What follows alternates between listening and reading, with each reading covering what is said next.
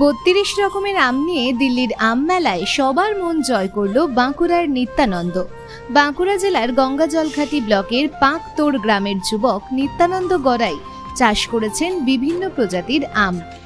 সেই আম বাগানের ৩২ রকমের আম নিয়ে দিল্লির বুকে আম মেলায় হাজির হয় নিত্যানন্দ।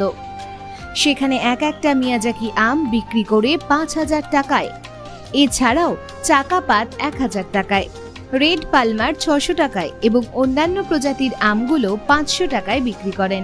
তার আমের স্বাদ ও গুণাগুণ প্রশংসা কুড়িয়েছে দেশের বিভিন্ন রাজ্য এবং ভিন দেশের আম প্রেমী মানুষজনের কাছে। আম মেলায় প্রথম স্থান অধিকার করেন, পেয়েছেন একাধিক পুরস্কার এবং সার্টিফিকেট। উল্লেখ্য, তার গ্রামের বাড়িতে বিস্তীর্ণ এলাকা জুড়ে চাষ করছেন আম সহ বিভিন্ন ফলের। সম্পূর্ণ বিজ্ঞানসম্মত পদ্ধতিতে ফলের চাষ করে নজির সৃষ্টি করেছেন। এই মুহূর্তে তার বাগানে Miyazaki, red Palmer, king of Chakapat, American ডগমাই, গোল্ডেন থাই কেজি, কিউজাই, আম্রপালি সহ একাধিক বিদেশি ও দেশি আম রয়েছে। দিল্লির আম মেলা থেকে ফিরে এসে নিত্যানন্দ গড়াই তার আম বাগান সহ আগামীর পরিকল্পনা সহ নানা বিষয়ে বাগান করার কথা ভাবছেন।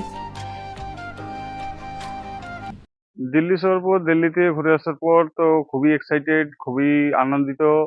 আর বিভিন্ন লোক বিভিন্নভাবে যোগাযোগ করছে, আম সম্বন্ধে যাচ্ছে।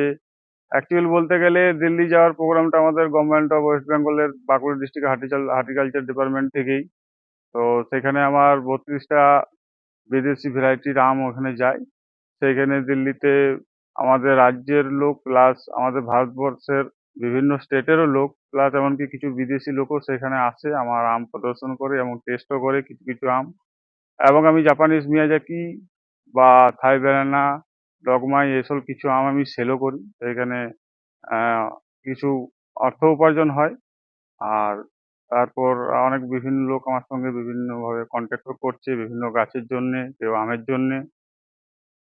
হ্যাঁ, সেখান থেকে আমাকে ওখান থেকে ডিআরসি থেকে আমাকে সার্টিফিকেট দিয়েছে। মানে একটা সার্টিফিকেটেই আমার সার্টিফিকেট প্লাস আমাদের বাঁকুড়া ডিস্ট্রিক্টের সার্টিফিকেট একসঙ্গে মার্জ করে দিয়েছে। বাগানে আমার টোটাল ১০৫টার মতন আমের ভ্যারাইটি আছে। তার মধ্যে এই বছর ৪০টা ভ্যারাইটির ফল হয়েছে। যেমন থাই কিউজাই, থাইল্যান্ডের ব্যানানা, বাংলাদেশের Gourmoti, king of Chakapat, Miyazaki, Blackstone, Thai KG, Thai 4 KG, তারপর আমেরিকান রেড পালমার, আমাদের দেশি ভ্যারাইটির মধ্যে কেশর, জর্দা, তারপর আমাদের রয়েছে মল্লিকা যেমন রয়েছে, তারপর আপেল ম্যাঙ্গো রয়েছে, R2E2 রয়েছে, আরউইন পার্পেল রয়েছে, PN7 রয়েছে। তারপরে আমাদের বাংলাদেশের একটা ভ্যারাইটি হাড়িভাঙা রয়েছে। আগামী দিনে আরো কি B1 কি লক্ষ্য রয়েছে এই আমবাগানকে কেন্দ্র করে?